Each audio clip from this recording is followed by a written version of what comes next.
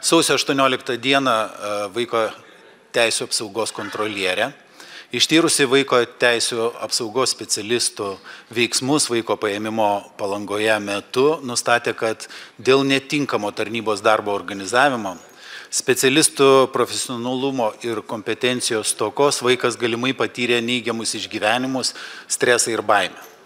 Kontrolierės nuomonė siekiant, kad vaiko paėmimo procesas truktų ateityje kaip galima trumpiau, vaikas patirtų kuo mažesnį stresą, būtinas atsakingas, operatyvus ir išsamus pasiruošimas tokiam procesui. Siekiant tarnybos funkcijų įgyvendinimo efektyvumo ir kokybės, kontrolierė siūlo užtikrinti kokybišką vaiko teisų apsaugos specialistų reikiamų kompetencijų ugdymą ir tarnybos veiklos teisinio reglamentavimo tobulinimą. Nuo šių išvadų pateikimo praėjo jau 2 mėnesiai. Atsakykite, prašau, kas per šį laiką buvo padaryta ir kokių priemonių buvo imtasi, tobulinant netinkamus ir neprofesionalius specialistų darbo metodus ir gerinant šios jums pavaldžios tarnybos darbuotojų kompetencijas.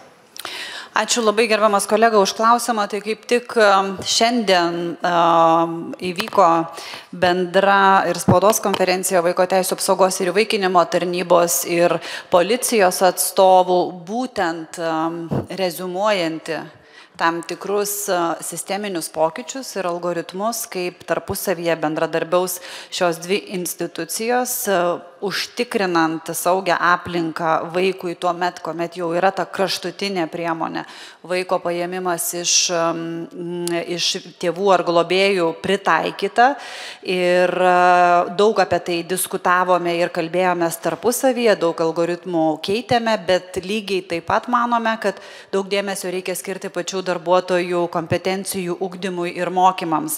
Todėl keletą mėnesių ieškodami tų geriausių sprendimų, kad procesas vyktų ir jautriau, ir empatiškiau, ir apsaugant labiau vaiką nuo galimos žalos, kad tas procesas pats paėmimo truktų kuo trumpiau, ir buvo priimti šie sprendimai, kurie šiandien buvo gana išsamei pristatyti ir policijos pareigūnų, ir vaiko teisų apsaugos ir įvaikinimo tarnybos.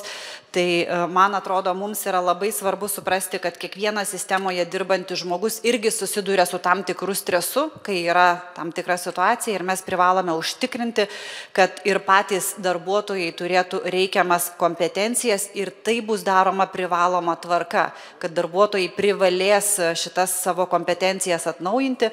Na ir labiausiai tų mokymų metu bus kalbama apie tai, kad yra svarbu išklausyti vaiko nuomonę, kad metodai, kaip geriausia galima nuraminti vaiką ir supaprastintai paaiškinti sprendimo motyvus.